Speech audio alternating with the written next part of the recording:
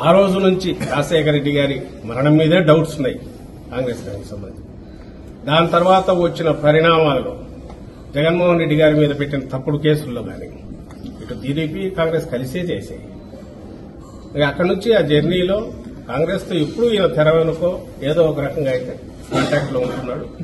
ఇప్పుడు కొత్తగా దానికి మళ్లీ ఇంత జీవం పోసి జగన్మోహన్ రెడ్డి గారి దుమ్ము ఎత్తిపోయించడం ఎట్లా, లేదా ఏదైనా ఓటు ఏదైనా ఉంటే కొంచెం లాగ్గలమా అనే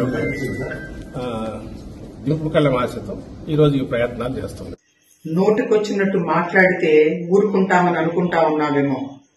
జగన్మోహన్ రెడ్డి అధికార దాహంతో ప్రజల మధ్యలోకి వచ్చి తప్పుడు ప్రచారాలు చేసి అబద్దాలు చెప్పి రాజశేఖర్ రెడ్డి గారి మరణాన్ని వాడుకుని నిజంగా కాంగ్రెస్ పార్టీకి ప్రజలను దూరం చేశారు. ఆ రోజున నిజంగా మీకు అనుమానాలుంటే అధికారంలోకి వచ్చిన తర్వాత 4.5 సంవత్సరాల నుంచి మీరేం పీకుతా ఉన్నారు, ఎందుకు విచారణ జరపలేదు అని చెప్పి ప్రశ్నిస్తా ఉన్నాం.